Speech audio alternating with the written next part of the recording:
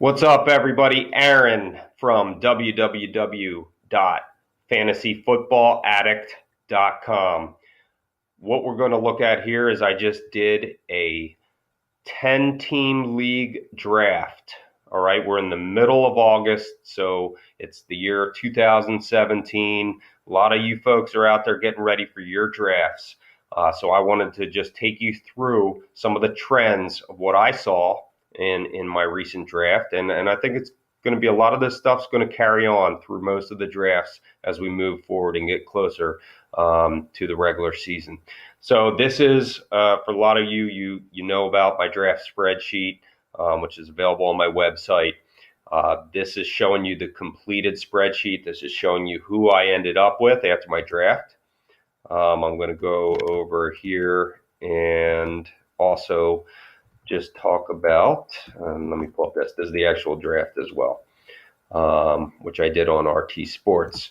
So let's take a look at some of the things.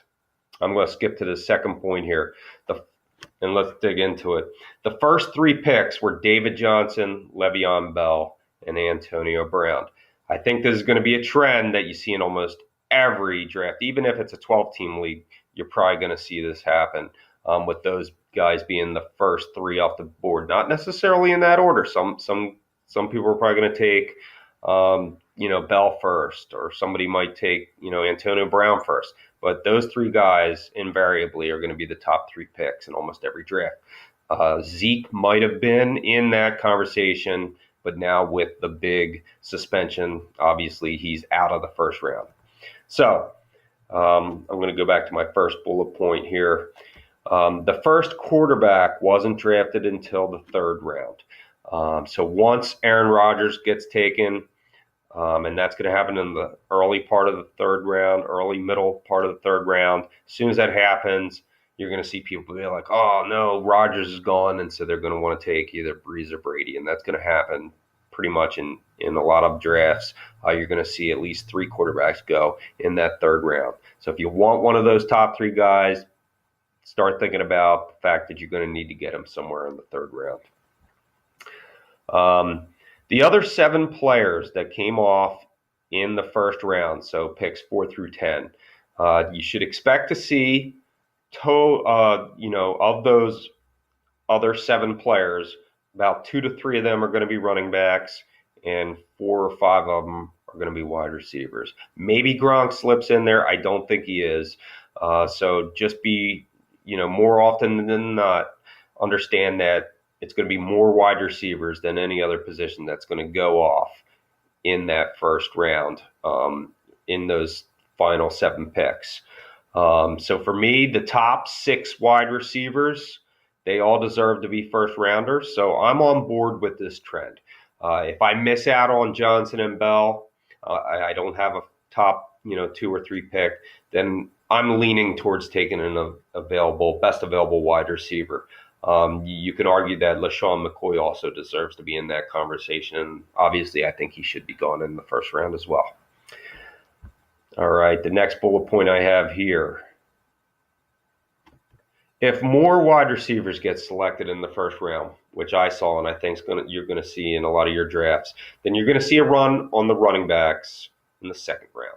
So 7 of the 10 picks in this draft I did were in the second round. They were running backs. And I think it's fair to think that this is going to happen in most 10-team league drafts. And, I was shocked that Ezekiel Elliott actually did come off the board in the second round in this draft. I don't think he's going to be, I think he should be slipping into the third and fourth personally. But you're going to see the guys like Fournette, Ajayi, Howard, DeMarco Murray. Those are all guys that are pretty much second-round locks. And you're also going to have the second tier of wide receivers. They're not as sexy, and that's why I don't think there's a run on them here in the second round. So that's why you're probably only going to see about 2 or 3 of those guys coming off. And Gronk, obviously. Second round is where Gronk is going to go. Unless he somehow sneaks in the first round, second round is Gronk. So, again, you're going to have 6 to 7 running backs, a tight end, and 2 to 3 wide receivers coming off in the second round. So, in the third round, as I mentioned, you're going to have 3 quarterbacks coming off. The 7 other players, well, you're going to see maybe 1 or 2 tight ends go. But aside from that, this is going to be another wide receiver heavy round. Why? Because the pendulum of value has swung away from the running backs because we had the run on those running backs in the second round. So now there's going to be more value accumulated for the wide receivers. So we're going to be looking at guys like Cooks, Baldwin, Cooper, T.Y. Hilton. That's the tier of guys that you're looking at here in round 3. And then round 4, it's pretty much a free-for-all on running backs and wide receivers. Maybe you get a tight end, maybe you get a quarterback, but for the most part, this is wide receiver and running back heavy. And I think round 5 is essentially the same thing. Let's go back to the spreadsheet real quick. Guys like Kelsey, Reed, Jimmy Graham, and Olsen, those guys are going to be, people are going to be tempted to take them in that 3rd, 4th, 5th round. And 4th, 5th round, this is also where you're thinking about your Ty Montgomerys, Dalvin Cooks, Lamar Miller, all those guys are coming off, as well as those Terrell Pryors and Cooks, Fitzgeralds, Watkins, all of those guys are in that conversation. So if we look at the draft, and I'll just sort of go real quick through these first 3 rounds just to have some off-the-cuff observations. As soon as we got past Johnson, Bell, and Antonio Brown, we had Julio Jones, Beckham, Mike Evans. That was all obvious to me. Melvin Gordon, and Freeman coming off. Like I said, that kind of shocked me a little bit. I would have thought McCoy would have came before those guys.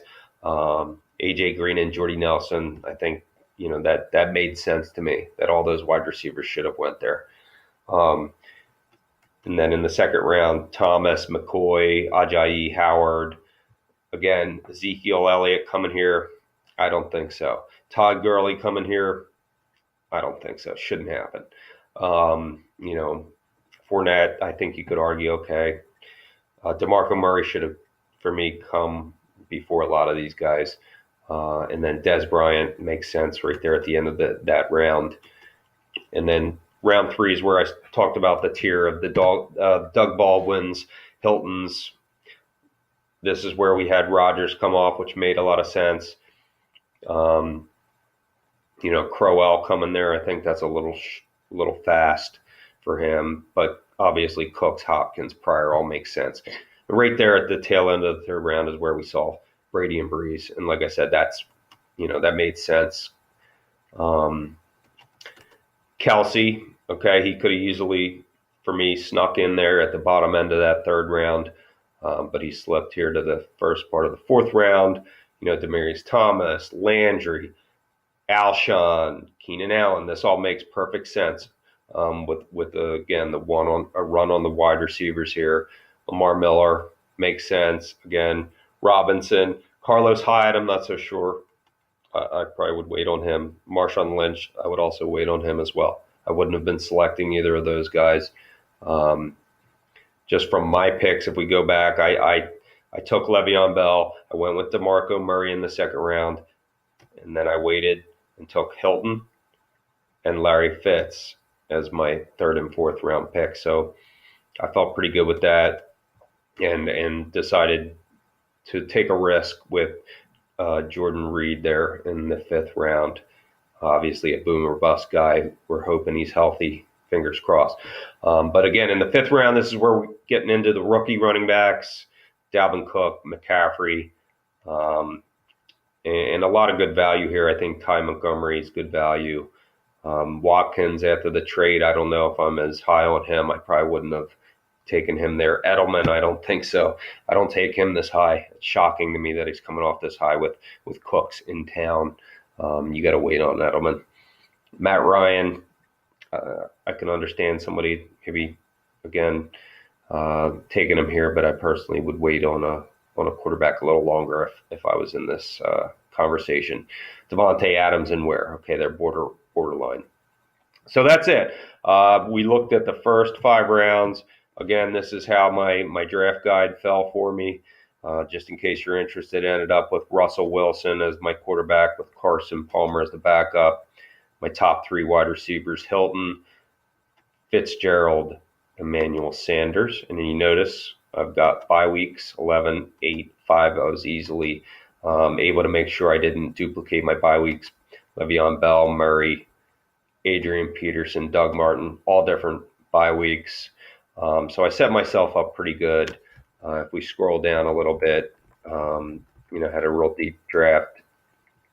Took a little risk there with Evan Ingram, tight end. Some good backups here in Jeremy Maclin and Tyrell Williams. And, Latavius Murray, just in case something happens to Dalvin Cook. So that's it. This is a 10-team league. Doesn't matter if it's PPR or standard league. This is basically the trends you're going to be seeing in your if you're drafting here in the next couple of weeks. Again, 2017 drafts. I'm Aaron D. www.fantasyfootballaddict.com. If you like this spreadsheet concept, I've talked to some about the draft keystone. I've got my top 150. This is a great study guide for anybody who just needs a crash course in fantasy, whether you're a beginner or you've been doing this for years. If you just want to have one all-inclusive draft tool, this is what you need, the draft spreadsheet. All right, folks.